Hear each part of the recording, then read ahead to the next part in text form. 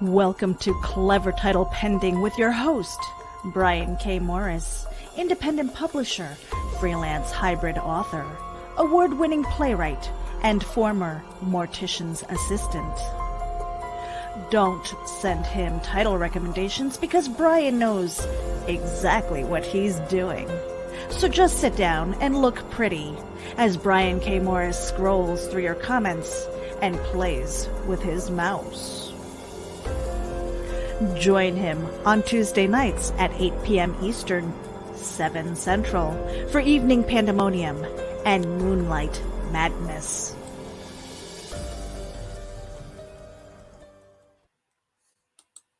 And the madness begins now. Welcome to the Tuesday, May 12th, 2020 edition of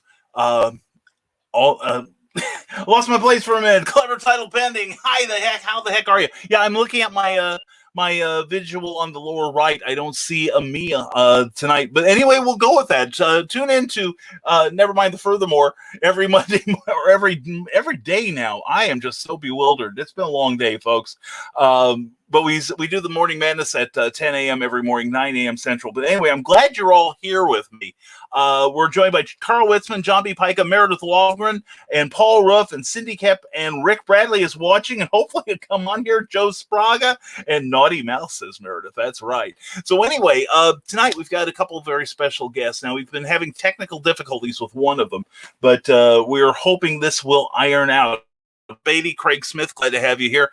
During the course of the evening, we won't be able to acknowledge everyone that comes in, but please say hello. So we'll say hello to you that way. So anyway, we are joined. We're going to get into a two-shot here with the one, the only, Teresa Dunn. Hello, Teresa. How are you tonight? Oh, wait a second. Let me unmute you. There you go.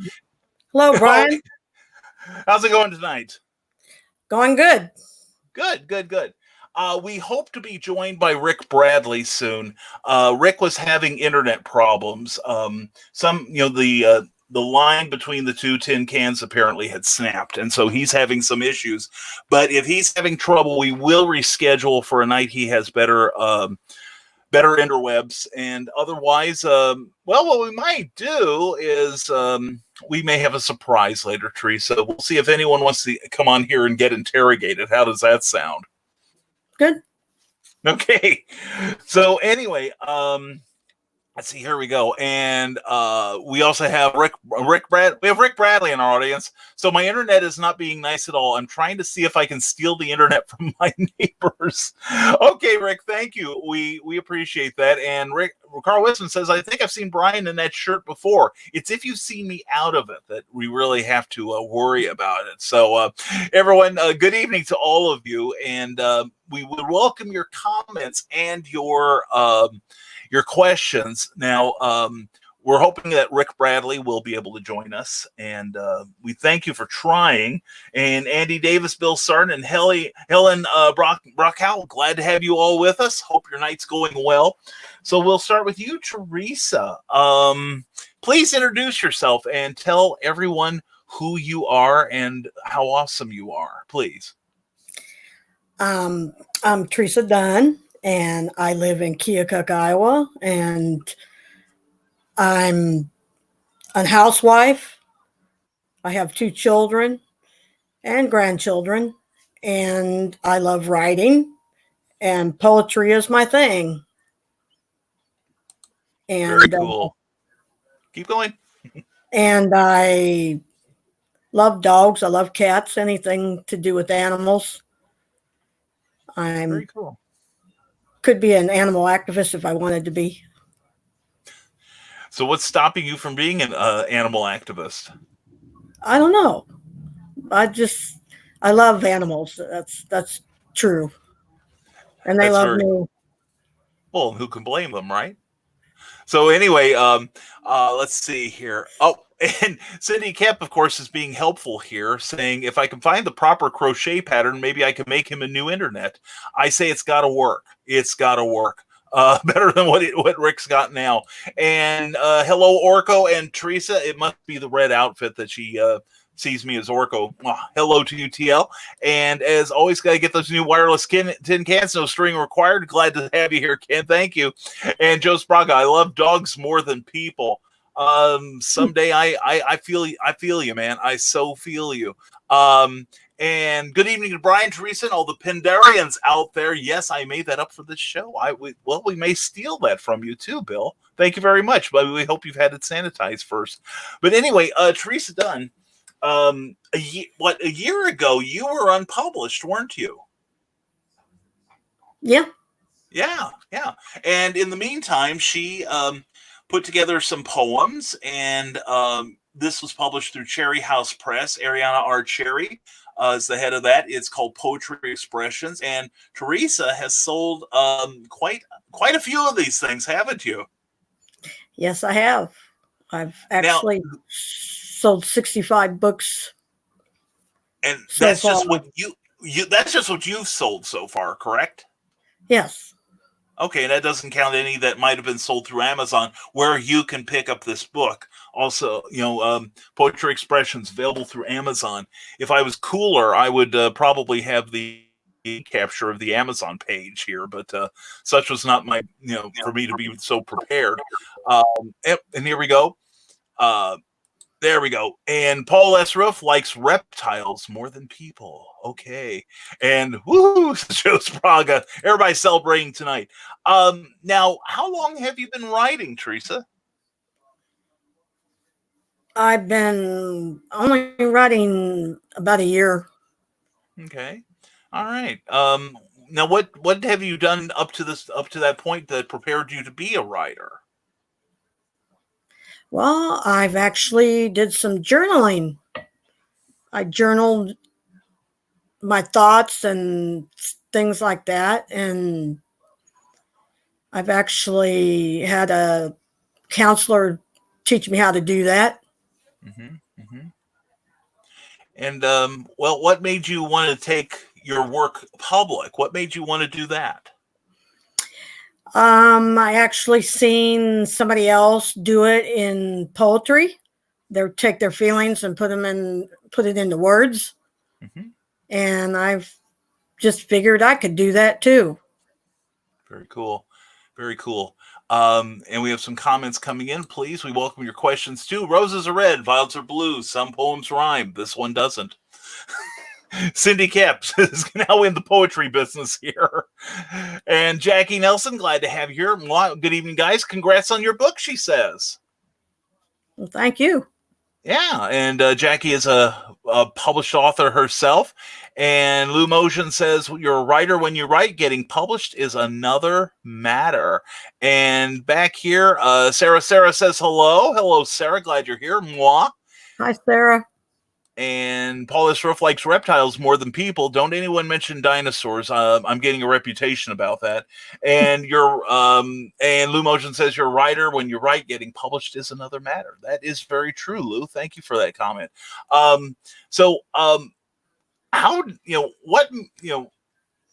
When did you decide that you wanted to take your journaling and your poetry and your impressions and turn them into a book for public consumption? What made you want to do that? Well, because a friend of mine suggested that it would help other people to get my words out there, and hopefully somebody who went through my experiences would see my written work and maybe suggest to do it themselves. Mm-hmm. Very cool. Very cool. Now, did you face any roadblocks on the road to getting published? What kind of things stood in your way, if anything, between you and getting the manuscript put together? Mainly rewriting editing and redoing the work Mm-hmm. to make it better, to make it look better, to make it sound better. Very cool. And do you have you learned to love the editing and rewriting process yet? No. Okay, that's the answer I expected. I'm one of the few people I know that does enjoy it. So, and we've got more comments, and we actually have a couple questions here we'd like to throw at you, Teresa. Bill Sarn loves mankind. Linus Van Pelt says, "I love mankind. It's people I can't stand." Thank you, Bill. And Meredith Wahlgren, the comics noob herself, says, "My poetry," I saw the correction down below, "my poetry usually comes from a dark place. What inspires your poetry, Teresa?" The things around me, nature, people, and sometimes being depressed, Mm-hmm. and music. Mm-hmm. Yeah, I hear a little music. I hear a little something in the background there. That's cool. That's Albert. It's not me. Oh, okay. Albert is her husband, by the way, just to let you all know. Who's been, well, Albert's been pretty supportive of your journey so far, hasn't he? Yes. That's very cool. That's very cool. Now, we also have here Cindy Kep has been very kind to put in a link to your book on Amazon there. And we hope that everyone will follow that link and pick up a copy of Poetry Expressions. It's not even a year old, and already, Teresa's doing pretty well selling that thing. So thank you very much, Cindy. I wouldn't mind if that popped up every now and then, so we could remind people to purchase this book. And then when you see Teresa at a show, she will sign it, won't you? Yes, I will. There, see, I told you. Anyway, Sarah says, "How does it feel now that you're published?" Actually, it's amazing. And I like seeing my name on a book, and I like being interviewed. It's amazing. Mm-hmm. Now this is kind of a cliche question, but do you feel like your life has changed in any way? Or Yes. your attitude? In what way? Positive, very positive. It's actually changed my life quite a bit. I'm a more positive person and much happier. That's good. Because one thing I will point out about Poetry Expression, a good deal of it was based on your early life, which wasn't exactly a bed of roses. Now, you faced some parental abuse, and you've had people push back at you in life, and yet you're still able to channel that into something positive and something that other people maybe could reach out and say, "Hey, I get that. I understand." Have you had what has been the response to your book overall? Both in person and in terms of like online contact for the most part. Actually, people have been quite supportive, very supportive. In the beginning, it wasn't like that. A lot of people were kind of didn't want me to do it because they thought I was going to put more details into what I wrote. But once they found out I didn't, and that I put it into a lot of my own words, and that they accepted it and supported me. Mm-hmm. Okay. And did you feel like a kind of catharsis once you got it out, into public discussion? Do you feel that it maybe, helped heal an old wound or something? Yeah, I do. Oh, good. I've actually had people tell me, "Thank you for writing it," because it made them feel more comfortable to talk about what happened to them. Mm-hmm. Mm-hmm. Very good. Very good. And kisses Teresa Dunn from Sarah. She's glad you're here, as are we all. And Teresa, this is from Paul S. Roof. Teresa, did you think you would be published, and how nervous were you about about doing that? Were you kind of a little nervous about getting your name out there and your work, because this is a pretty big step for someone who's never done this before? Were you a little trepidatious about going public with this, with your feelings and all? Yes, I was.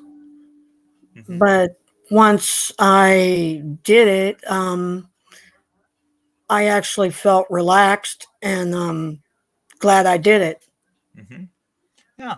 So what was there any one thing that made you say, because we all have that feeling of nervousness with our first book, will people like it? Will people accept it?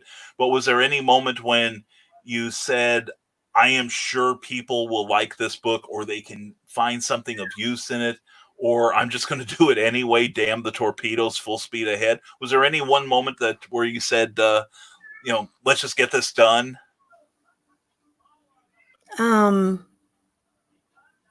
Yeah, I wanted to get it done. I really did. I didn't want nothing stopping me, except for I had a few people that were trying to stop me, but Mm-hmm. I did it anyway. Mm-hmm. And as I ask questions I sometimes know the answer to, folks. It was people close to you, wasn't it, that they weren't really happy with what you might say in public? Is that it? Yeah. My brother wasn't too happy about it in the beginning, but then he realized that it was like a therapy for me to write it. He just, decided go ahead and write it if it's helping you. And he's been supportive ever since. That's very cool. Very cool indeed. Bill Sarn has a question for Teresa. Do you have any inclinations to someday venture out into any other genres for future books? And if so, what are they?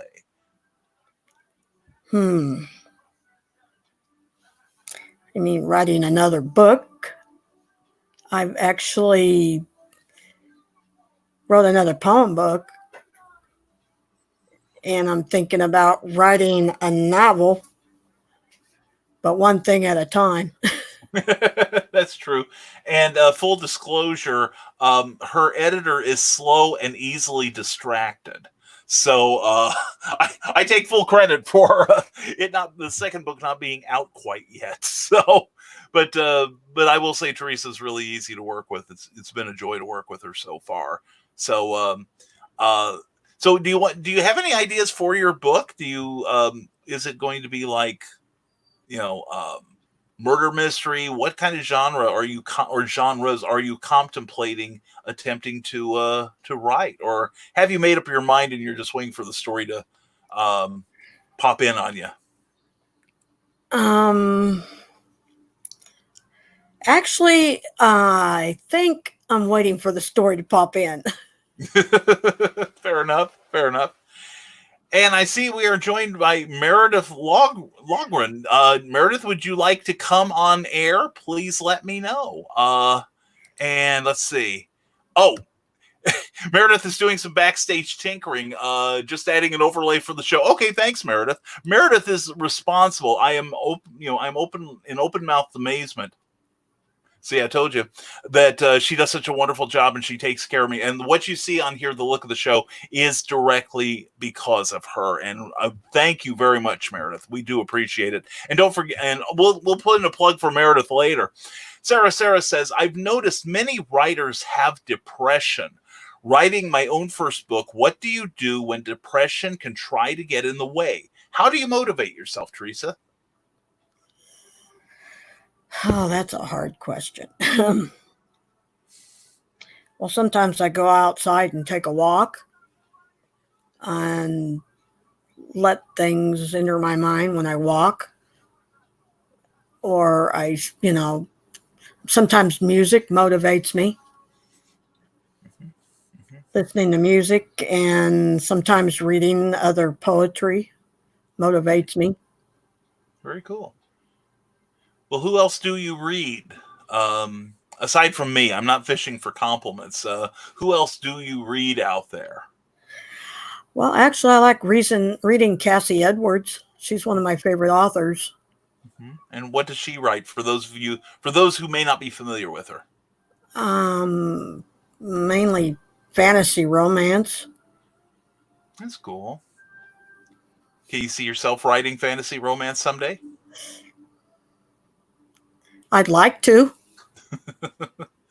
That's cool. That's cool. We got more questions here. Oh man. And pardon me for a moment here, Teresa, because here's a little behind the scenes for everyone who's not used StreamYard.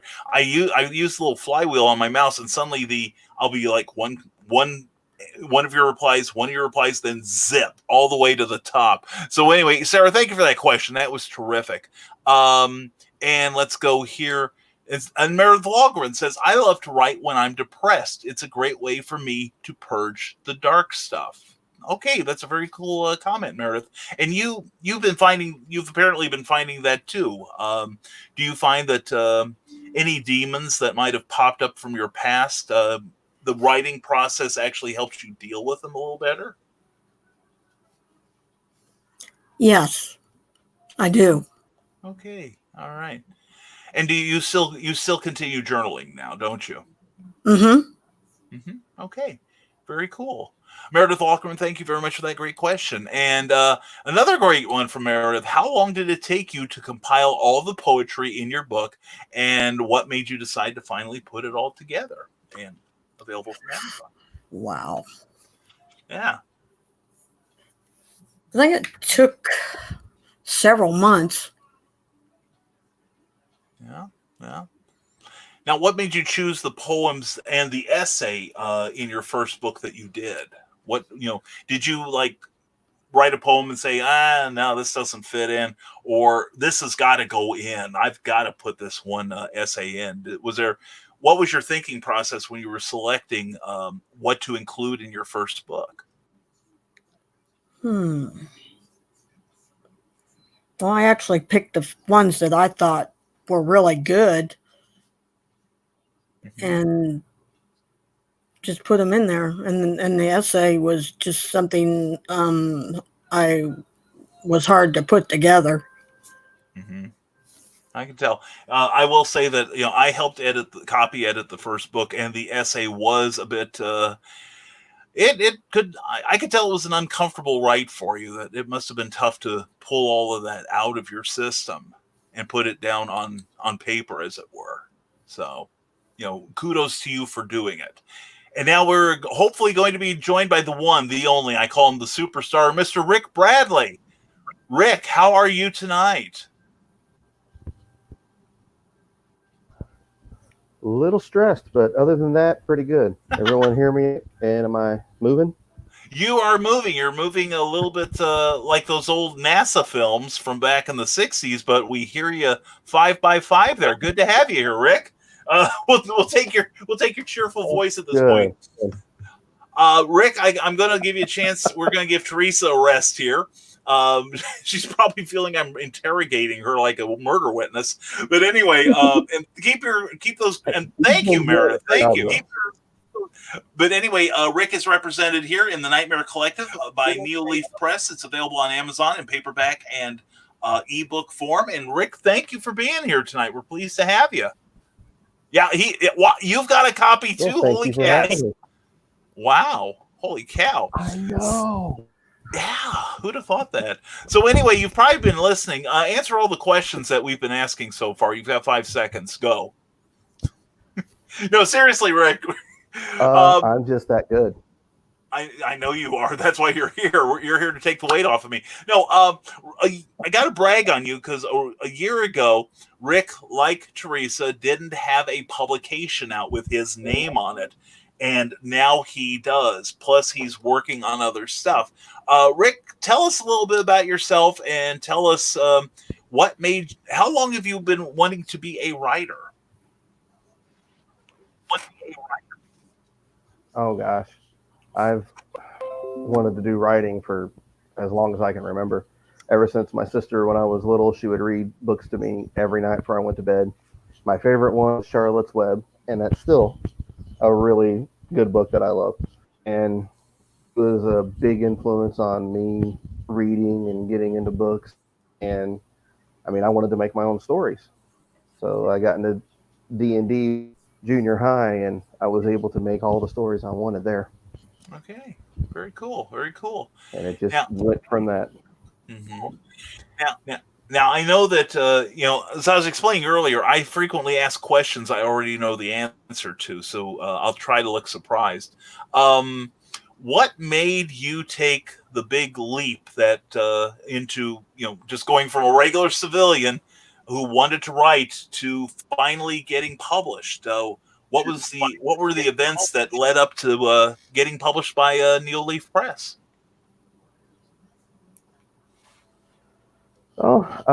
We here in not I say here in Harrisburg, but I actually don't live in Harrisburg anymore.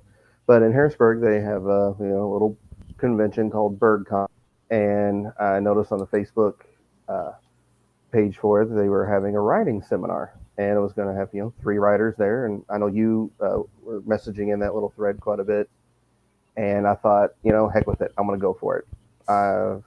Even if I don't get anything out of it, at least I get to talk to people that are into writing, and I can ask them questions, see where it goes from there. Mm-hmm. And at the end of it, of course, I didn't get to ask all the questions I wanted, but I became friends with you, Kathy Jackson, and Amy Hale, and I've not looked back since.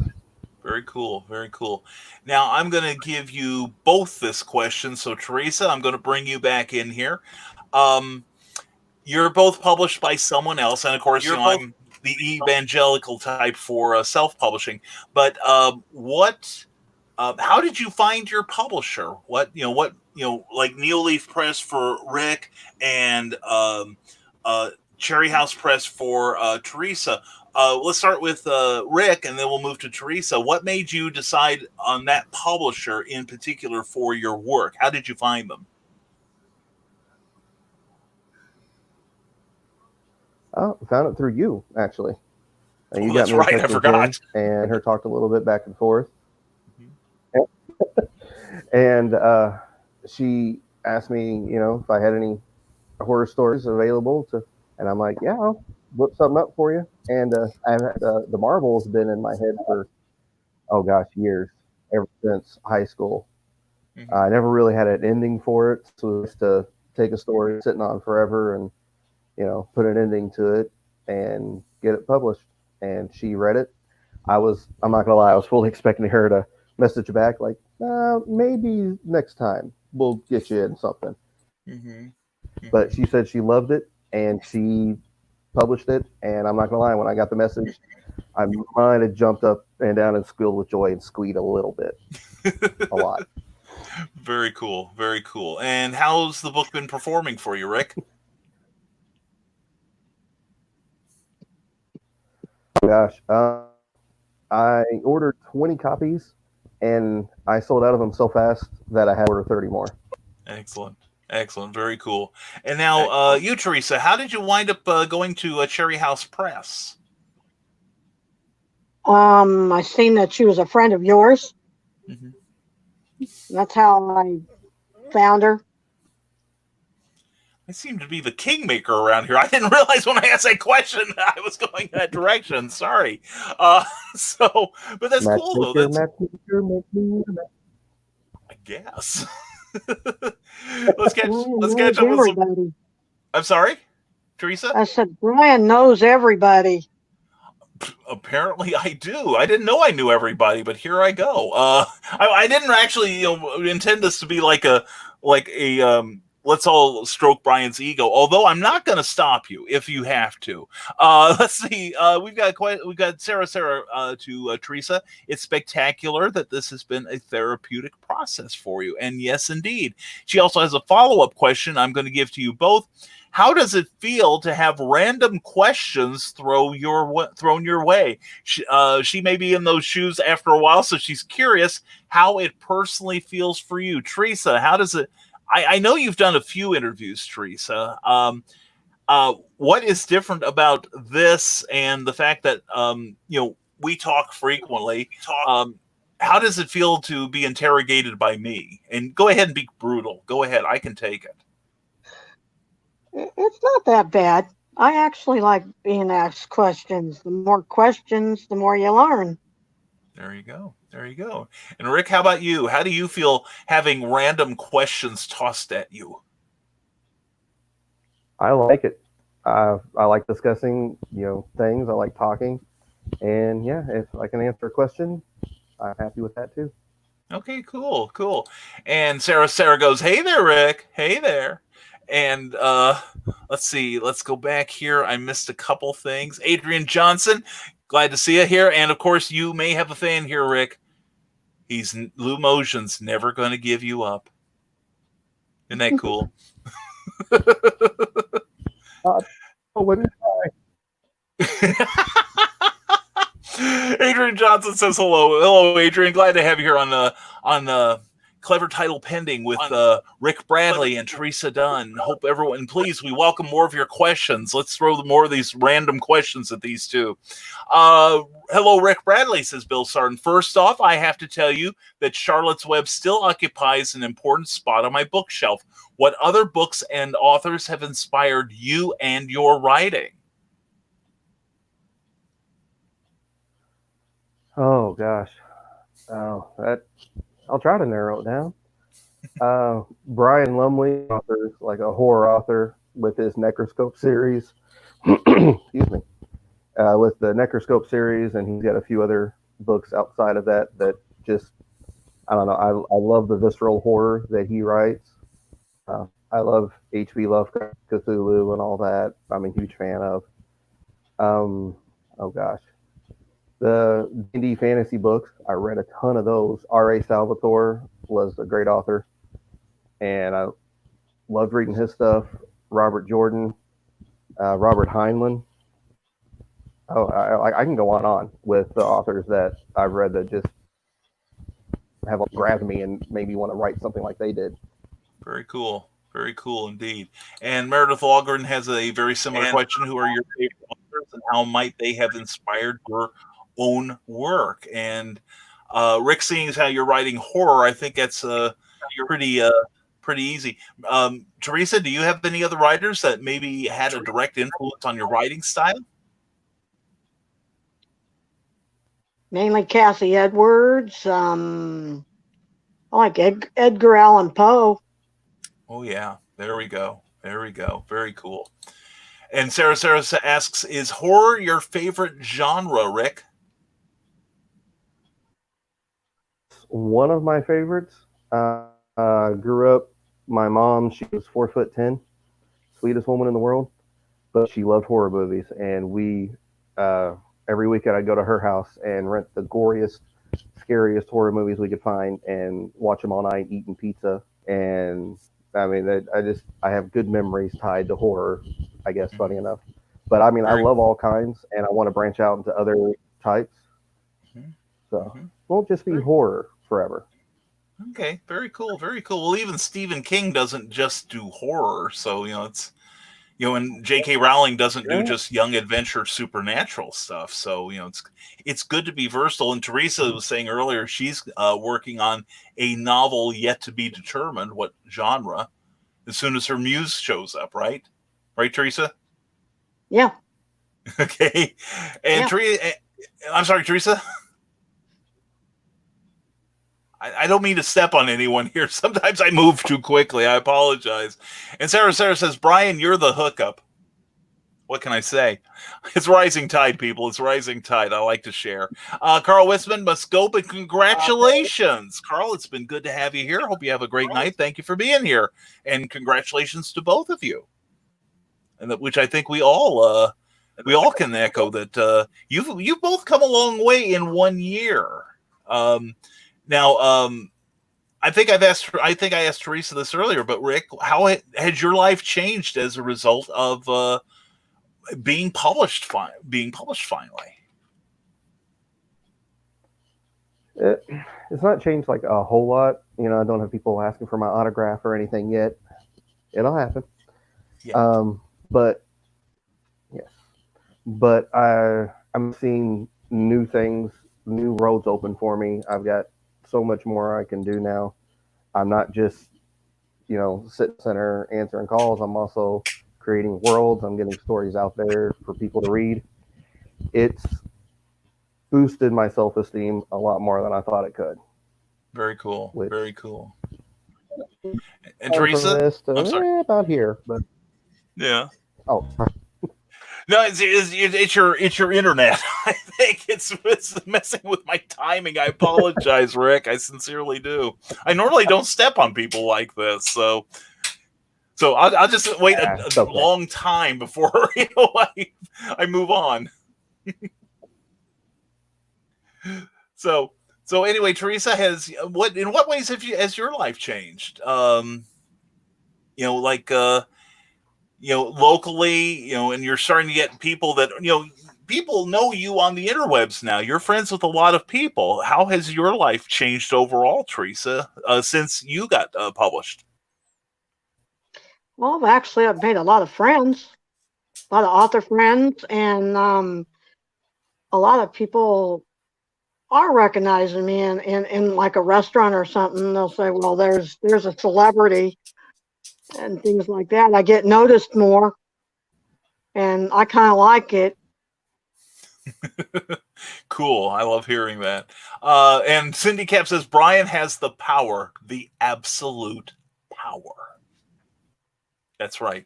Anyway, Cindy Kemp would also like to know, what is your current work in progress? Teresa, what are you working on right now? My third book. Very good. Actually, my second book is finished, so I'm working on my third book, and I'm also maybe joining my friend Melinda again on her show. Oh, cool. Tell us about Melinda. Tell us who she is. I keep forgetting the title of her. She's also a abuse survivor, and she has a show she puts on for ladies only, and it's just a Friday night thing where we get on there and we talk about different things like abuse or things to do, how to self-love, do self-love and different things like that, and how to learn to deal with things and cope with things. And it's pretty interesting. Very cool. Very cool. Now, again, full disclosure, Cindy, I will say that Teresa's second book isn't out yet, and here is the reason going across the bottom of the screen. It's Brian's fault. Brian is currently editing her book, and Brian has all the attention span of a mayfly, so it is not Teresa's fault that her second book is not out. And Teresa, you're going to be self-publishing this time, aren't you? Yes, I am. Coolness. And I'm going to put in a plug for me while I'm there. And Rick, what about you? What are you working on currently after having been published in the Nightmare Collective? And did we lose him? I fried him. I'm sorry. So anyway, Rick, we hope you get back here soon, buddy. So let's move on with Meredith Wahlgren. When the world opens up again, Teresa, do you have plans to have tables at a convention or do book signings at the local library or book show? Actually, I'm going to be doing book shows. And as far as my local library, I haven't gotten around to doing that, but I will probably be doing a book signing at my local library. Very cool. Very cool. That's a great question, Meredith. Thank you so much, hon. And love Edgar Allan Poe. Oh, we're with you, man. We are so. And the next question's for Rick, but we are going to come back to that. Hopefully, Rick will come back too. So anyway, and we have Deanne Malcolm. Welcome, Brian and guest. Deanne, glad to have you here. I hope you're having a great night. And had to work over, says Dave Woodrum. Well, Teresa and I could have written you a note to get you out of it, couldn't we, Teresa? Yeah, Yeah, see, and I'll ask for autographs. Sarah's asking already. See, you've already got one. You've already got a customer there, Teresa. How's that feel? Pretty cool. All right, I think so too. And Bill Sarton, we're as soon as we get Rick back, we'll try to ask him this question too. But both of your first books seem to have done quite well. Did either of you expect that? And what do you anticipate for your future works? What were your expectations when you released this book, Teresa? Did you expect it to sell as well as it has? No, I did not.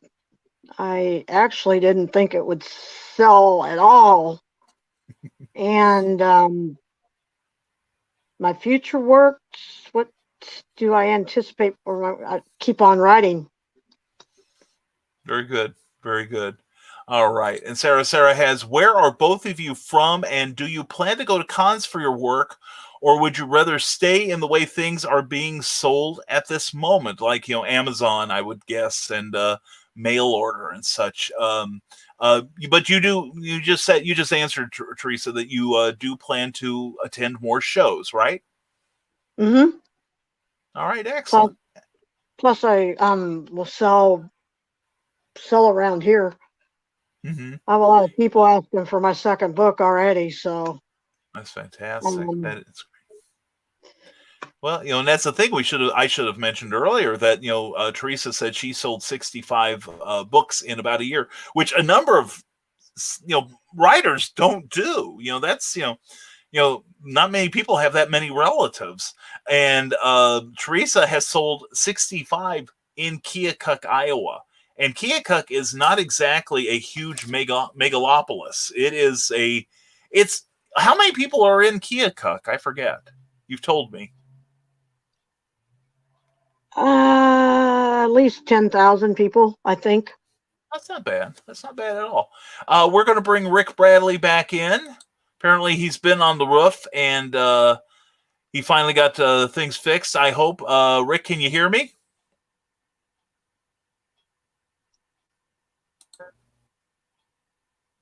Rick, can you hear me? Okay, Rick? I guess the answer is no. He cannot hear me. So we're going to keep moving on. We'll just stockpile these questions for Rick. So there may be a half hour, Teresa, where you could just kick back and have a drink or something. So we'll be brutally interrogating Rick when he shows up again.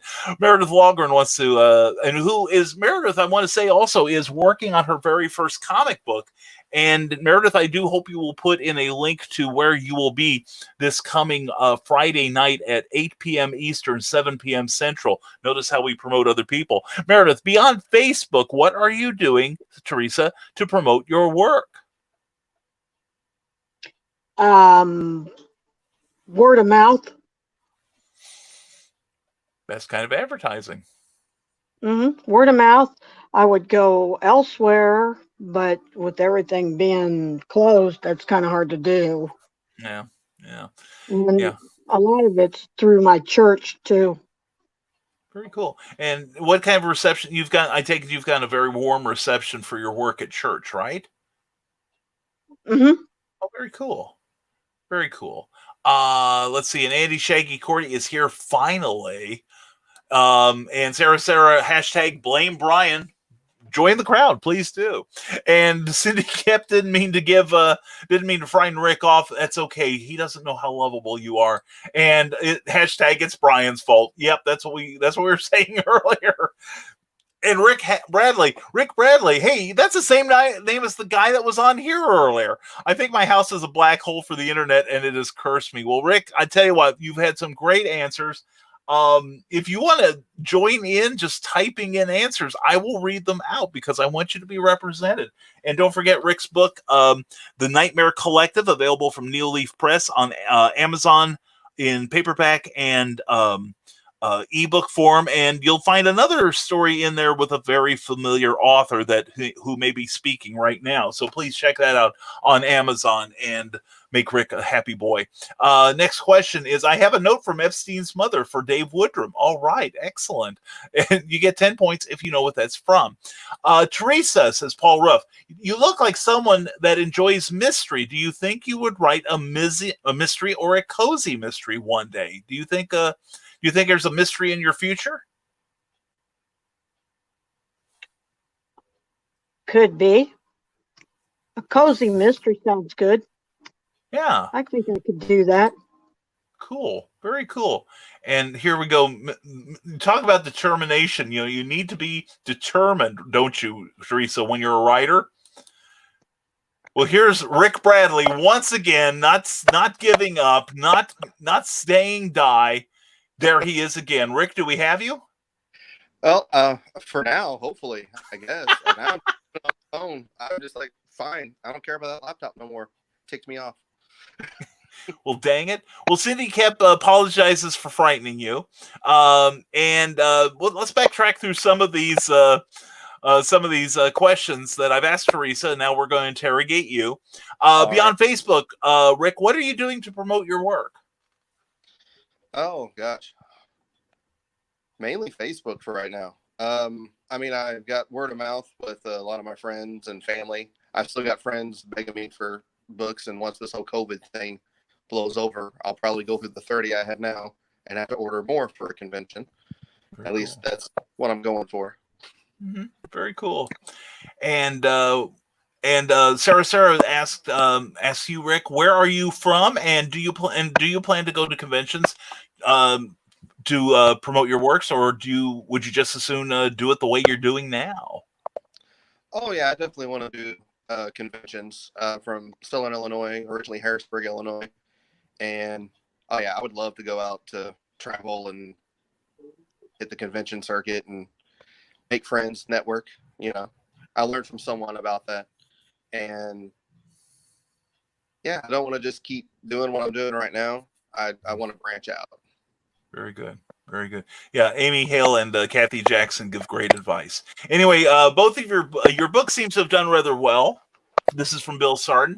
And did you expect the success of your book? Did you expect to sell like your first 20 copies immediately? And do you think how will this transfer to, say, future works of yours? Oh, yeah. I definitely expect to sell that many that quick. I remember I looked through the box of, the books whenever I had sold a few, and I counted them out. I'm like, I only got 4 left. How do I only have 4 left? It boggled my mind that someone would want something that I wrote, because that's not really a thing that's happened. Mm-hmm. Mm-hmm. Very cool.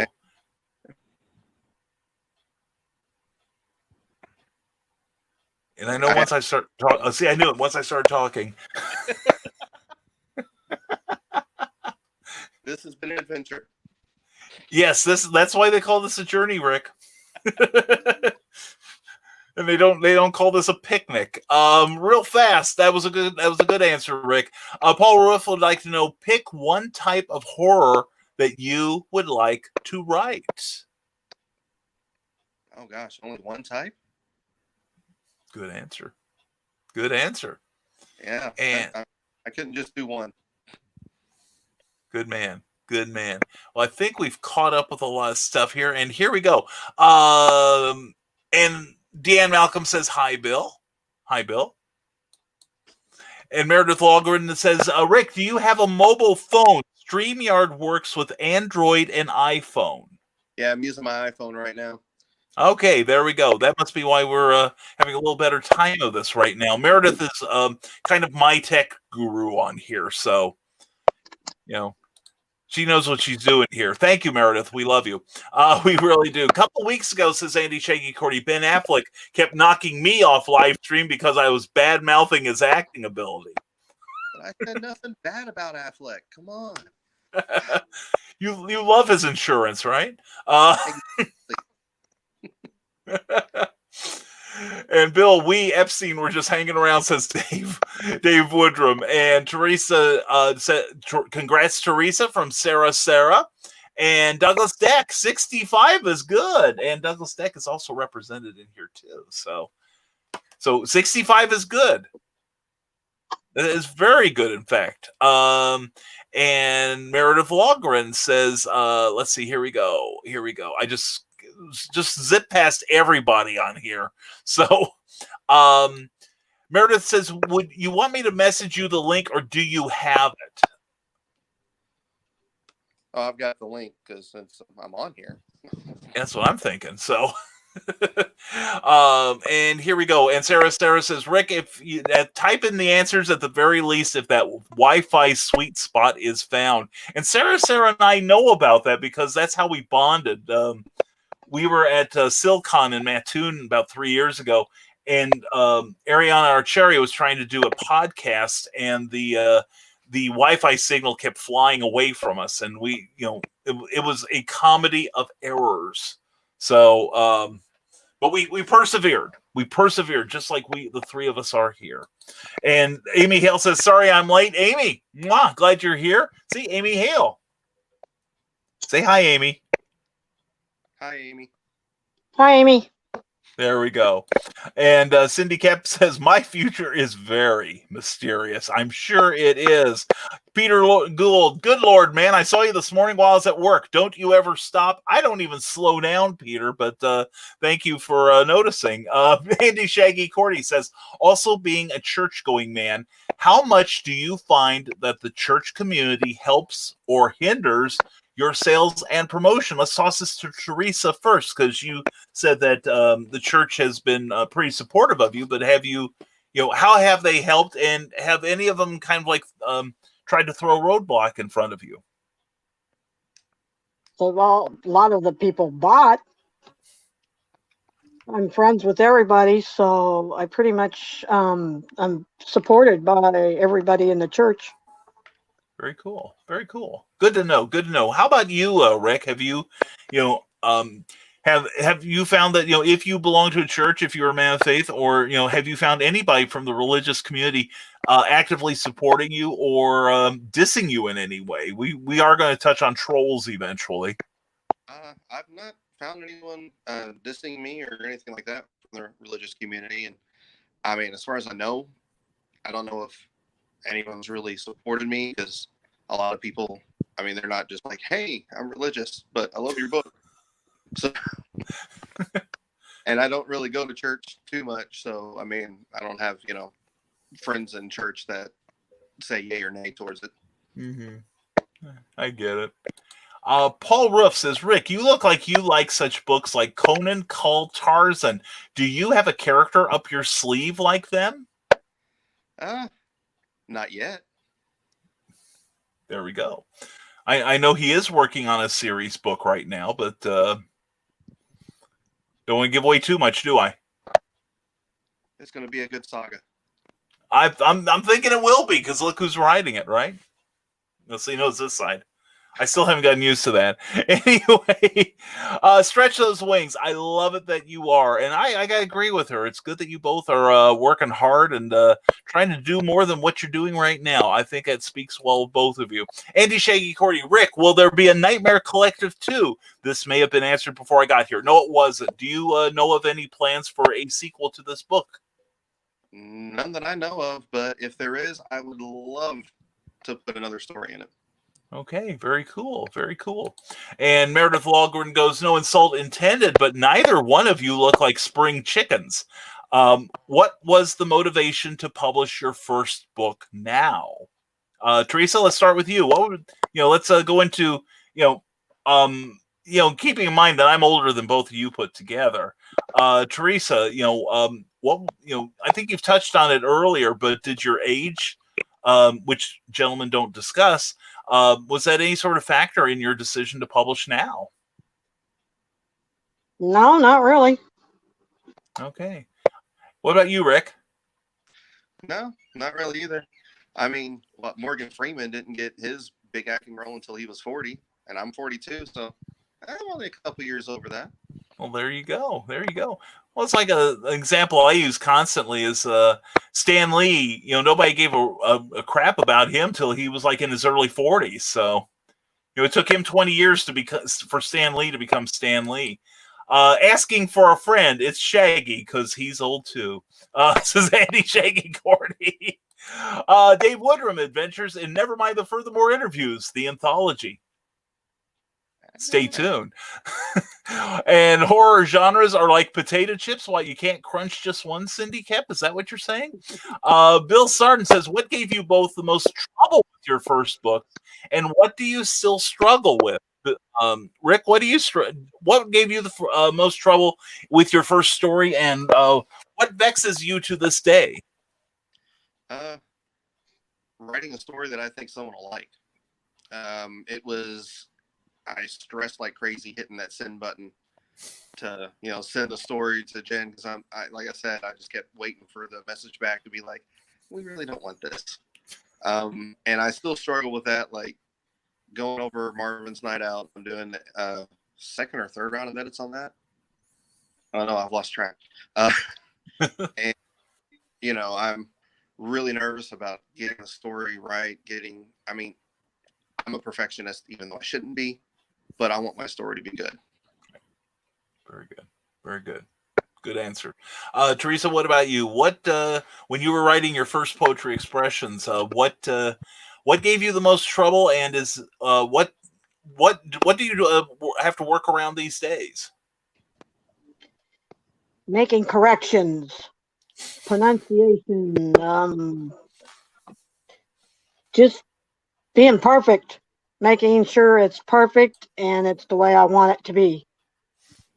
Very cool. Very cool. And Cindy Kep has another link there for Poetry Expressions, available on Amazon by Teresa Dunn. And also, while you're there, pick up a copy of The Nightmare Collective with a story by Rick Bradley in there, Douglas Deck, and a whole bunch of other people, including people that wear fezzes. So you know it's good. Andy Shaggy Cordy says, Bill, have you picked up any copies of Cemetery Plots? Have you thought about submitting a short comic story for that comic or Creeps magazine?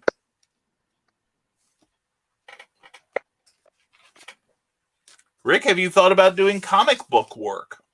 Oh, yeah, I definitely have. I actually talked to Luke Stone about, you remember the superhero anthology I messaged you about? Mm-hmm. Mm-hmm. And yeah. Talking with him about that. And probably won't go that route with them, but they are looking for other types of comics. And I have a bunch of ideas. So, yeah, I'm hoping to get in comics. I would love that. Very cool. Now, Teresa, do you have any interest in comics or any other media for your work? I've never tried to write a comic before. I don't know. That's cool. That's cool. And let's see, we've got a comment here. Oh, it's Cindy Kep, Nightmare Collective. There's a link to that book. Be sure you pick that up right after you get Poetry Expressions. All right. And we are joined now by Nick Tockard. Glad to have you here, Nick. To all, when you have hit that sales wall, what outlets do you turn to?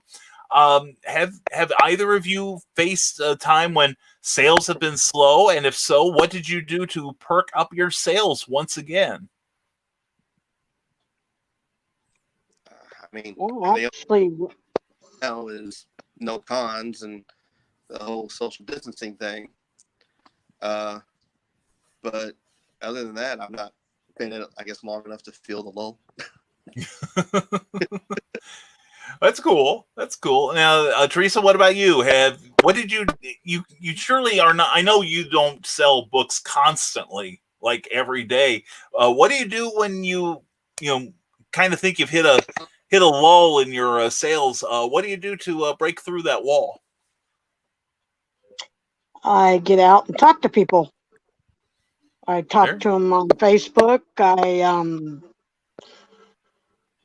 Just talking to people. Mm-hmm. That's great. That's great. And thank you, Nick. # bring cookie home. Thank you, brother. Sarah asks, is there a lot of red tape to get the editing process and publishing process, or is it different depending on the person? Now, both of you have been published and edited by other people. We'll start with Teresa. Did you find a lot of obstacles in your way, or was this fairly smooth sailing for you? Mainly the waiting process. That's pretty much the obstacle, just waiting and being patient. I get that. Yeah. And what about you, Rick? The editor I'm working with right now with Marvin's Night Out, I mean, she's been great. I don't feel like I've had any red tape to get it done. She, I don't know, she's like holding my hand through the whole process. She's warned me. She's like, there's going to be a bit of, a lot more red marks on this one, but don't worry about it. And publishing, well, so far, the only book I published was really easy. I just gave the story off and it went on its own. I think this is the part where we have the disclaimer about your mileage may vary. The results you hear here may not always occur with you. So please check your owner's manual and don't talk to us if it doesn't happen for you. Anyway, Bill Raup showed up. Bill, good to have you here, brother. Bill was on here last week with talking about Red Talon. Don't forget Red Talon 1 and 2 are being funded right now on Kickstarter. So check them out. It looks like a really, really cool comic. And evening, everyone, says Eric Hawkins. Glad to have you here. Dave Woodrum says, I'm going to plug that Rick Bradley already has 2 small products with me via my Fishwife Games brand. Granted, it had to be right in the middle of a sales slump, so I'm afraid I've run Rick off in the process, but they are there. And there you go. Rick is trying to stretch his wings there, doing something completely different. And good on you, young man. Hey, don't worry, Dave. You've not run me off at all. You're going to get some more lists and stuff from me. That's good to hear. And Bill Raup, shameless promotion. And there it is, Tribulation Task Force. That's it, Bill. I'm sorry. I swapped you out with Ken Keller there. But get both of them. But after you get Tribulation Task Force, okay? Available now on Indiegogo, I believe. But it looks like a really cool comic. And Bill, thank you for being here. We do appreciate you. Amy Hale, Rick, do you have a release date for Marvin's Night Out? Not yet. I'm going to wait until I get on the final round of edits, and then I'll figure that one out. Okay. It'll be much longer. Okay, excellent. That's what we like to hear. And Bill Raup, hope everyone is having a great idea. Bill, hope you are having a fantastic night. Appreciate you being here, man. We got to get you back on here. And Paul Rove, I would love to read and review these books. I will be getting the book that Rick is in next month. How's that? All right. And and Paul, I got a letter from you today. We will be dealing with that tomorrow, okay? And next is Sarah. I love the idea of a second Nightmare Collective. Yes, this must be done. So we need to put some pressure on the powers that be. Bill Sarton says, no, I haven't gotten a copy of Cemetery Plots yet, and I've never tried doing a comic book yet. I've had a couple of compliments from some friends that's worked for the big 2 companies, which has increased my hat size quite a bit. But I'm not sure about doing a book yet. I'm too busy eating cereal and watching cartoons. Well, at least you have something productive that you're doing. You're a good citizen, Bill Sarton. And Dave Woodrum says, Rick, second product with my outfit, 100 Cyber City Chatter, Volume 7 at drivethroughrpg.com. And you can click on that link and check out other work from Rick Bradley. How cool is that, huh? And Sarah says, I'm 40 and writing my first book. What do you do when you stare at a blank page yet have a multitude of ideas in your head? What makes it flow when writer's block happens? Or did that happen for either one of you or both of you? Rick, did you experience any sort of writer's block when you were doing your the marble? A little bit. Like I said, I didn't have a ending really for the story. And so I'm sitting there trying to figure out, okay, how do I want to end this? What do I want to do with it? Did I want to go for I don't want to give, of course, anything away. Did I want to go for this certain ending or this one? Or, oh, no, this one would be funny. Wait, no. So I would just go for a walk or even take a drive. There's been times I've been driving, listening to my music, and I have ideas just sparking, going through my head. My poor son, I've talked his ear off about it. Oh, you poor abusive man, you. And what about you, Teresa? Do you get writer's block? Do you get jammed up every now and then? And if so, what do you do to combat that?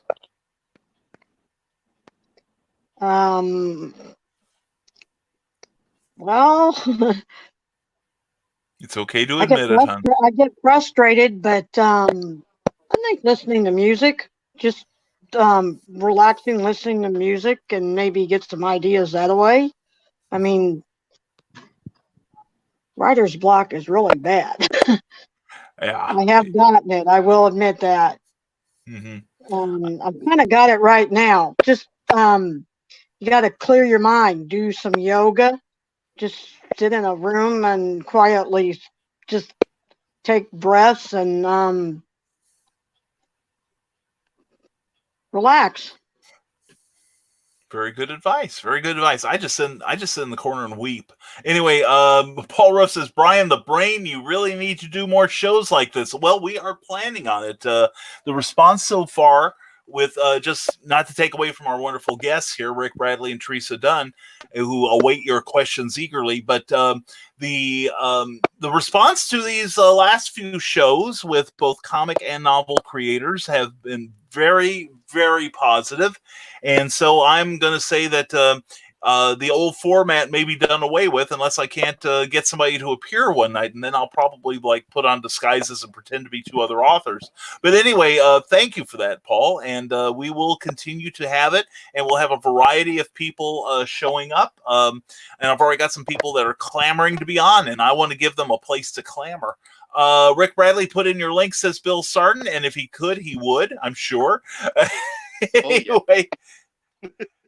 But anyway, he's available on Amazon. Just do a search for Rick Bradley. Do it under books, and I think he should pop right up. Same with Teresa Dunn. If you go in if you set it for books when you do your search and do a search for Teresa Dunn, you should be amply rewarded. Cemetery plots would be awesome for both of you. Visual writing, so to speak. That's something to consider. And I want to write for cemetery plots. As a former obituarist, that appeals to me. Meredith, talk to Andy, Shaggy, Cordy, and or me. We can make things happen. Mostly I'll pass you off to Andy because he's in charge of the thing. Dave Woodrum says, sales on Rick's stuff with me is slow right now. We know you folks want a game. Buy from us. See, this is the home of shameless promotion, and it is encouraged, all right? So even though we got guests, go ahead and put your promotions in, all right? The Comic Noob is going to be picking the brains of pros in the field as I venture into this new journey of creating a comic book on my own this Friday at 8 p.m. with special guests. Not that I know who any of them are, Rob Anderson, or me. But anyway, please check us out at 8 p.m. Eastern this coming Friday. The Comic Noob will have one of her early, I think it's probably like her second show or something. But anyway, looking forward to seeing what Meredith comes up with because she's a really crazy, talented lady. Dave Woodrum, I have the weirdest question of them all. Brace yourself, you two. For anyone, is there a piece of software or anything that helps generate an index at the end of the book? I plan to make larger stuff, and I really, really need to know this. I actually know the answer to that. Would any of my guests like to try to reply to that, or do I show off my big throbbing brains? Show off your brain. I don't know.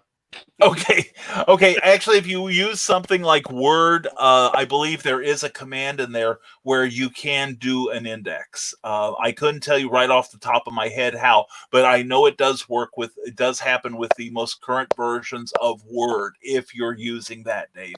As far as any other way, I think that would probably be the simplest. So if you can't find it, nobody has owner's manuals anymore. Go online and just ask the question, how do I generate an index with Word? And the answer, you should get about several 100,000 answers. So that's the wisdom I am dispensing tonight. Y'all get my bill. And tag me, says Andy, Shaggy, Corey. Meredith, tag Andy. He's their business manager. He can fix you up. And Cindy Kep says, visit Hybrids #5. That's for Luke Stone's new issue of, or the latest issue of his book. He's making it available to people on Indiegogo, because some people don't like going on to Facebook, or not Facebook, but Kickstarter, like it's the Evil Empire or something. So thank you very much for that, Cindy. Glad to see that. And Ted Davies, glad to have you here. Hope you're having a great evening. And Sarah, Bill Rauch has an awesome profile pic. That's my side random throwout. Well, thank you for sharing that with us, Sarah.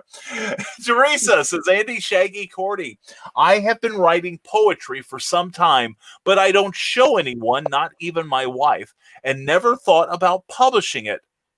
Now, did you feel the same way? Was there something that pushed you to publish? Yes. I kind of kept it from my family, but yes, I kind of pushed myself to do it. I really wanted to get it out there and show people that I do have a talent. Very That's cool. about all. Very cool. Very cool. Paul Roof says, no worries, Teresa. I will be trying to get yours also because I review all books from Independence. Please send notices of your book to Paul Roof, and he will probably review it on one of his YouTube shows. And thank you to everyone who is watching us on YouTube, whether it's live or it is on the reruns. And please check out my YouTube channel and please subscribe while you're there because I need the attention and I'm needy. Dave Woodrum says, in response to Sarah's question about writer's block, sometimes I found the worst thing for me is to try to start at the beginning. I sometimes start even game projects in the middle, right in the action of it, and work my way around. That's very good, Dave. That's very cool. That's a great idea. I know a lot of people just kind of pick it up wherever they can, feel they can start writing, and then kind of backtrack. But whatever you can do to break that writer's block, that's the correct answer. All right. And shot past everyone's comments again. I totally stink at this. Sarah says, did you give yourself a deadline or mile markers, or did you go with the flow? Rick, you want to start? Did you give yourself a deadline to get this, get your short story done? Yeah, I gave myself a few days to get it down and try to edit it somewhat. It was still my first, story I was publishing. I wanted to try to get it done within a couple days. It was only, I think, 4,000 words. So that sounds right. Yeah, it wasn't, too difficult, but of course I made it more difficult than it needed to be. Well, of course, that's what we're good at. Yep. What about you, Teresa? Did you give yourself a deadline for your first book, Poetry Expressions? Not really. It got done when it got done. That's the way I feel it. That works. You can't rush yourself, really. Mm-hmm. Mm-hmm. Well, some people deal well with deadlines, and others, just don't. I think it depends on how much pressure you're willing to put up with. Bill Sarn says, my apologies if this has already been asked, but what advice? And it has not, I don't believe. This is for both of you. We'll start with you, Teresa. What advice do you both have to those who are on the fence about doing anything creative? Teresa, what would you say to that? What if somebody asked you, what do I'm thinking about doing something very creative, but it's way out of my wheelhouse. Do you think I should? What would you tell them, Teresa? I'd tell them to give it a try. What can you lose? That's true. Do it anyway. There you go. That's a great answer. And Rick, what great answer do you have? I'll have to quote one of my favorite people, Shia LaBeouf. Just do it. A role model for us all. Yes, I agree with you, Rick. Good role modeling there. Eric Hawkins says, do either of you have a book that you read that inspired a particular book that inspired you to become an author? Rick, what about you? Did you have a book that you read it and said, oh boy, I got to get in the game here? Oh gosh, I wouldn't know which particular one I would have read because I've read so many through high school and junior high and everything. I mean, my nose was stuck in a book more than anything. I really don't know. It's kind of, I guess, all of them together, they just made me want to write. All right. Very cool. What about you, Teresa? Was there any single book or publication that made you say, okay, I got to get my work out there into the public? Was there any single one? Not really. There's right. many books out there that's inspired me. Very cool. Very cool. That's good. That's good to hear. And Dave Woodrum says Brian's input on Index. Awesome. Thanks. Hey, Public service. That's what we do around here at Rising Tide. And Cindy Kep reminds us that you can get Poetry Expressions by Teresa Dunn on that link there. Please check it out. We insist you will enjoy her book, and we also think you'll enjoy The Nightmare Collective, edited by Jennifer Thompson at Neil Leaf Press. Both of these are available on Amazon. And you know what? Your bookshelf looks pretty dang naked without both of these books adorning it. So you really need to pick up both of their books. You know what I'm saying? That's another public service announcement. Andy Shaggy Cordy, since both of you have heard Brian's show for quite some time. Oh no, I should have read ahead on this. Since both of you have heard Brian's show for quite some time, which one of you will be the first to write a dinosaur porn piece of work? Oh yeah, already got some ideas. Teresa, are you going to be doing any sort of dinosaur pornography poetry in your immediate future? Do you anticipate this? I have no comment.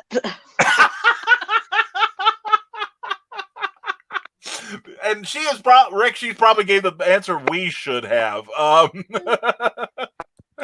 Sarah says, do you have a word count you have to adhere to? And do you add it to something else later if there's more you have to say and don't want to cut out? Now, Teresa, I know you do more poetry or anything, but do you try to limit the word count of your poetry, or do you just let it flow?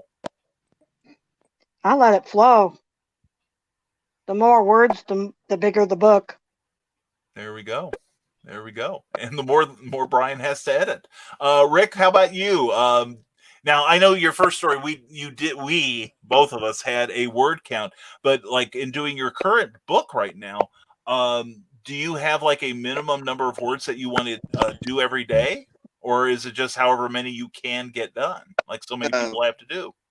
With a 2-year-old and a full-time job, it's pretty much however many words I can get done in a day. But for Marvin's Night Out, I had a goal of 10,000 words. So it would be a good short story size to get everyone introduced into the world I'm going to have with that novel, or the next novel is coming out, I should say. And now, I'm not going to lie, going through and editing it, it's a little over 11,000 now. And I swear, it seems like I keep adding more. I feel your pain. It's fleshing it out, making it better. Yeah. I get that, not to drag it into being about me, which I usually do, but I wrote a story, and Andy Shaggy Cordy was my illustrator. It started out at 5,000 words, but I kept dumping words into it, and it wound up being over 10,000. And I thought, if he doesn't take it, I'll publish it. I like it now. So, that's my backup, being, self-publisher. If, that my editor doesn't like it, I will definitely, I'll definitely publish it myself and keep all the money. Meredith Wahlgren says, hey, Bill, get off the damn fence and just do it. Get her done. All right. Great advice. And that is a good idea, Dave. Thanks, says Sarah. And next, Sarah, dino porn to church congregation for Teresa. I can only imagine. And so can I. And Teresa will never forgive us for this show. Andy Shaggy Cordy, question for all three of you. What is the worst book, poem, and anthology you have ever read?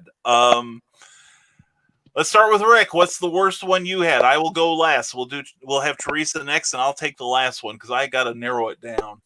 Oh, gosh. The worst book I've ever read? Yeah.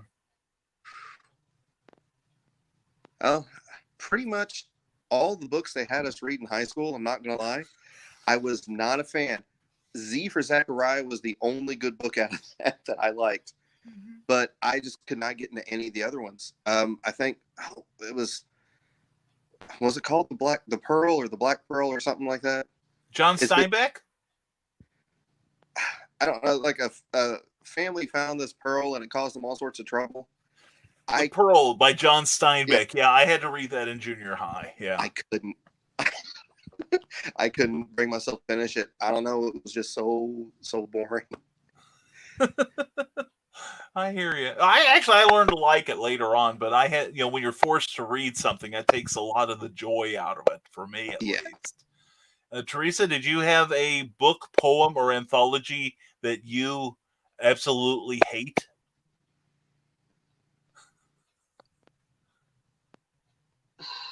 Not really. You lucked out.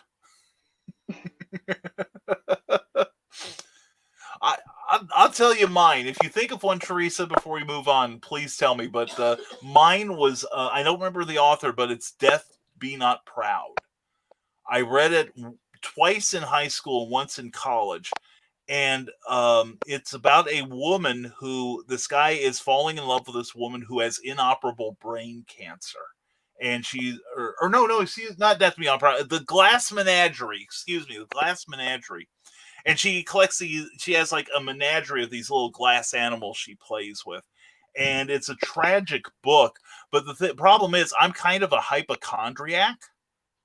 And whenever I hear like symptoms, no matter what the disease is, I think I've got it. And I think I've had COVID-19 since like about 2 weeks before anyone mentioned it. Now that it's in the news, you can't escape. But every time I read that book, I have migraines for a week, if not longer.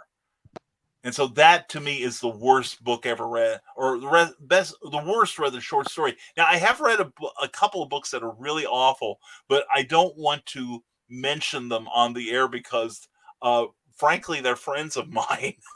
I talk to them very casually, but I'm just like, does this have a point? Are we supposed to be switching verb tenses like 2 or 3 times in the same sentence? It's a lot of technical stuff that annoys me as a writer, so I'm going to have to plead the fifth on that one. And now we've got a great comment here from Amy Hale. Rick writing dino porn.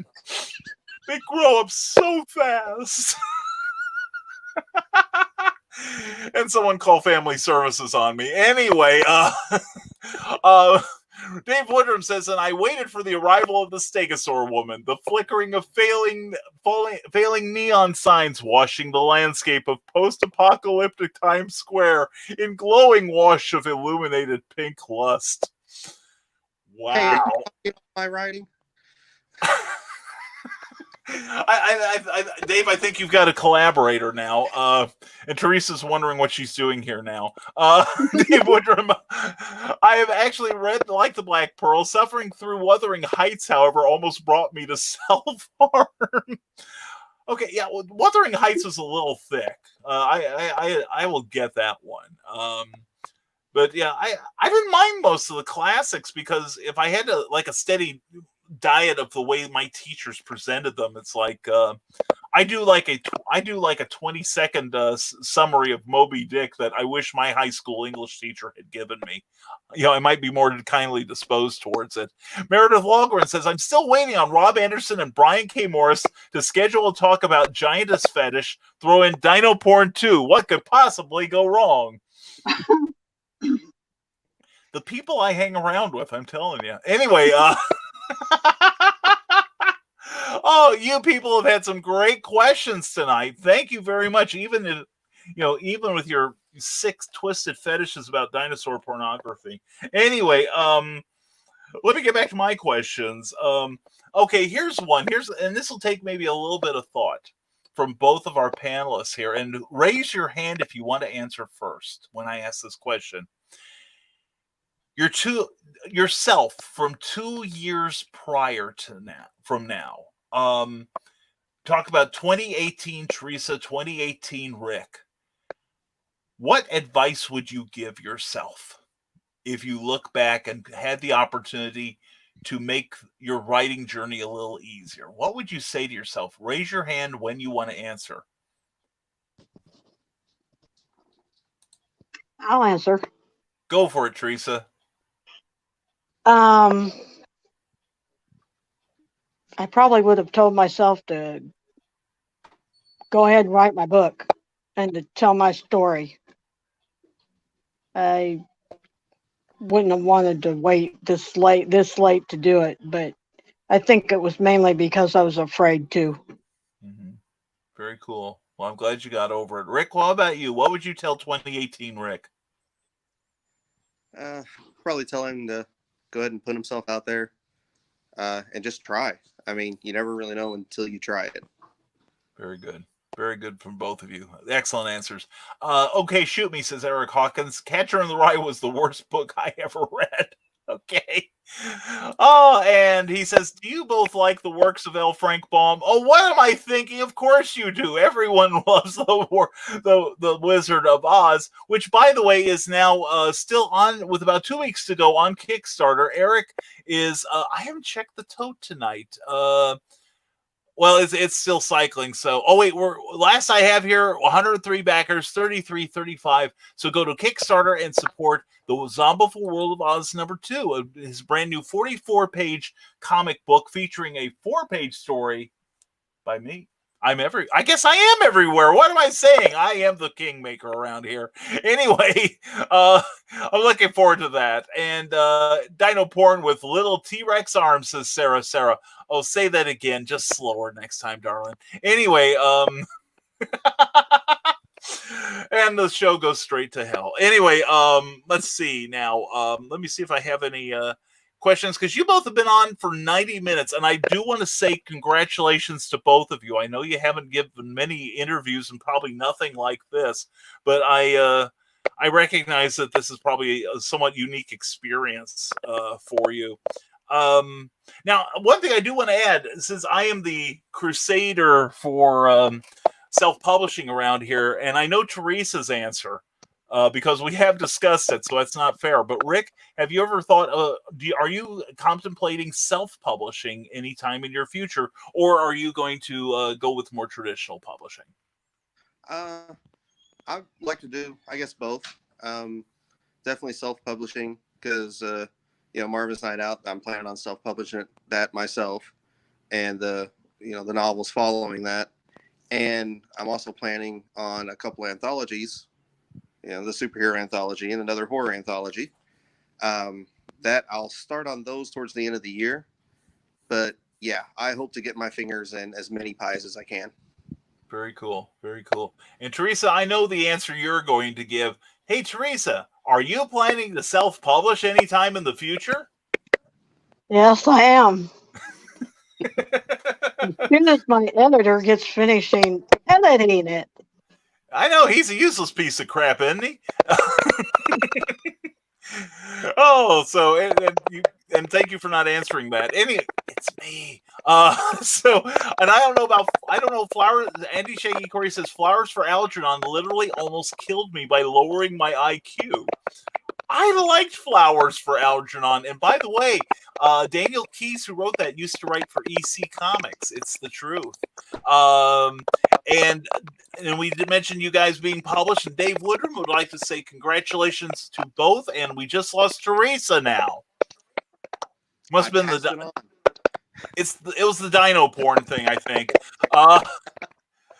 So anyway, let's whip through the comments here. Paul Roof says, I like Zombieful World of Oz, but not the Wizard of Oz. That's interesting. And congrats for sure to all of you. From Sarah. Thank you, Sarah. Thank you so very much. And Eric Hawkins says, did Amy say Rick writing Dino Porn or writing Dino Porn? Why not? Is it? That's true. Here he comes around the band. Dino Porn. He's coming in first, and then here's the winner. And we almost had Teresa back. I think she's having some problems there. This has been a challenging show. And Rick, thank you. I say sincerely, thank you for putting up with your local internet. We appreciate it very much. I wasn't going to let it keep me down. Good man. You are the man. And let's add Teresa back in. Welcome back, Teresa. Glad you're here. Amy Hale, I have a big head and little arms, and I don't think this was thought out very well. Amy ruins the Robinsons for you forever. It's like, Triceratops, are you trying to seduce me? Well, are you? And Teresa runs away again. Bill Sarden, question for Brian. What marketing advice do you have for Rick or Teresa for their future works? Well, one, they both know where to find me should they ever need help, which so far I don't know that they do. Right now I am working on Amazon advertising, and as soon as I get that dialed in a little better, I'd be more than happy to share my information with you and anyone else. But the thing about promotion, I'd say, is never stop doing it. even bad promotion is often better than no promotion at all. So that's my suggestion. Thank you for that, Bill. And poor T-Rex can't scratch their itches. No wonder they're mean. That's a euphemism, guys. Let's see. And Dave Woodrum says, I found that self-publishing is way more profitable. Oh, yeah. And at least in the game field, I had the chance to work for some personal heroes, and I'm really grateful for that, but it didn't even compare to what I can make on my own. Hopefully you both will find that soon. And I'm sorry I'm cutting you off there, Teresa. Let's do this. There we go. Now we're cutting everyone off. So Cindy kept almost without exception. Anything I had to read for junior high and high school was awful. I have to say an amen on that one. Andy Shaggy Corey says, "Oh well, that makes sense. Flowers for Algernon was so horrific that it massacred the literary genre." Ow.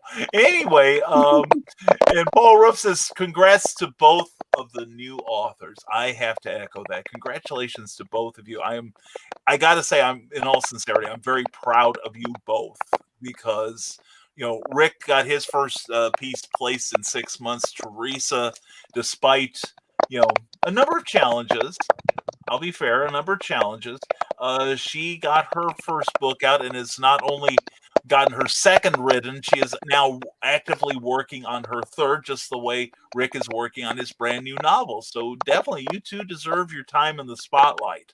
You really do. I'm so proud of you both, really.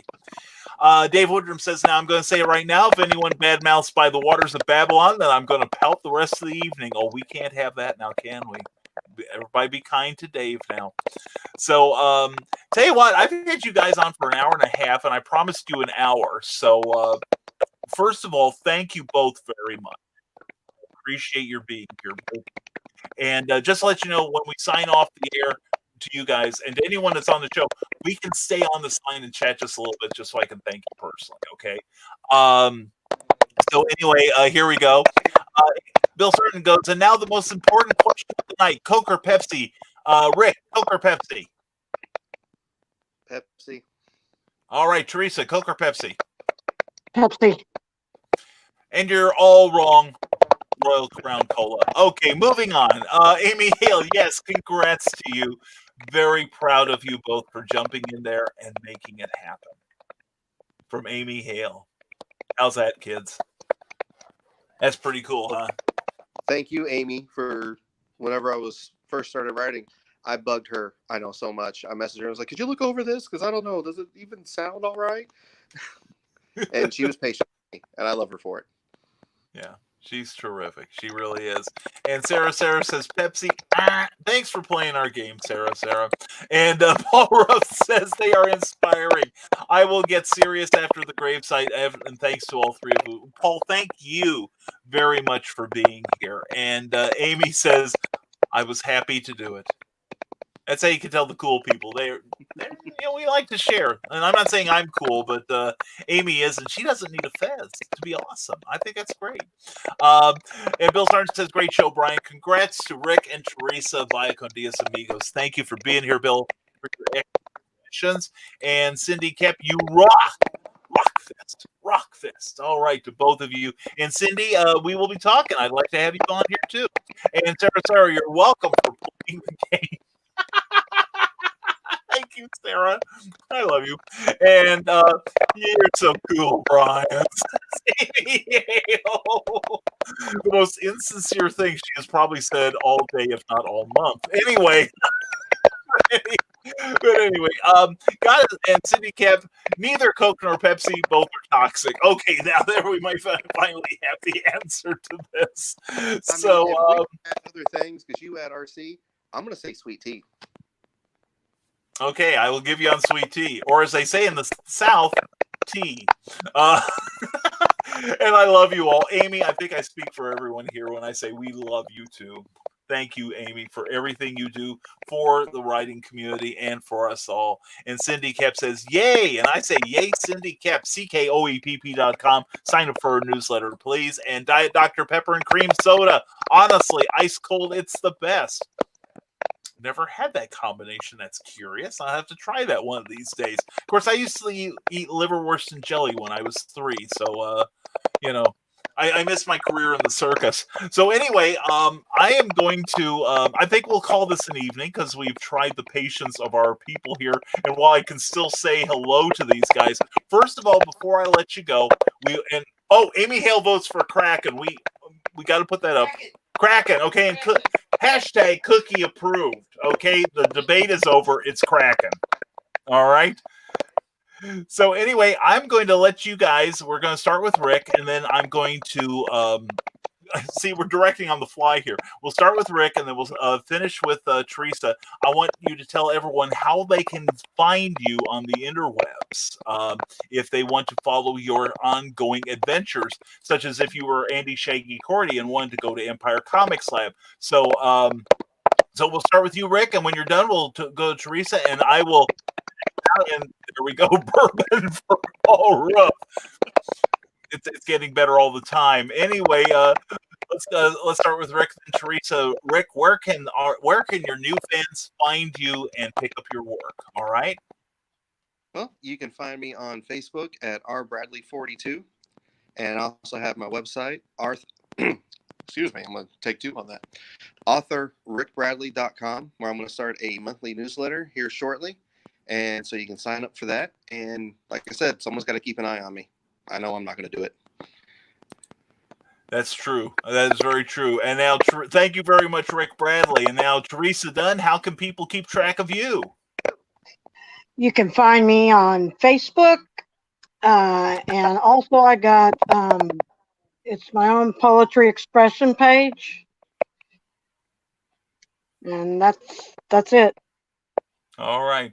Thank you very much, Teresa. Thank you both. And then I'll close out the show here. I'm Brian K. Morris, RisingTide.pub. Also, we have Rising Tide Publications page on Facebook with new content twice daily. Also, if you enjoy what you're seeing and hearing here, we have a tip jar, and we are using that money strictly to improve the look and the sound of this show, as well as our future video endeavors and our publications. So please,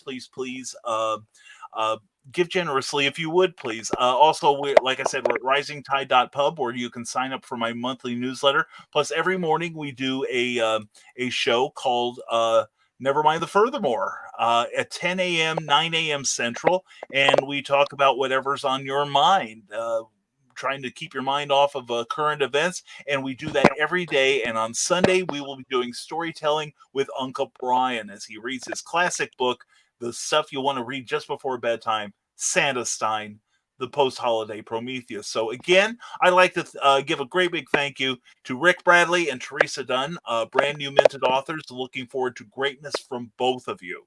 Thank you both for being on the show tonight. Well, Thank you. All right. Thank you. And this has been Brian K. Morris. And just also want to remind you that the Nightmare Collective and Poetry Expressions are both available on Amazon in both paperback and ebook form. Yes, there we go. Thank you, Rick. Thank you. So we'll just hold up Teresa's then. Oh, well, see, what am I doing? See, oh my God, I am. These two are professionals. I'm telling you, marketing professionals.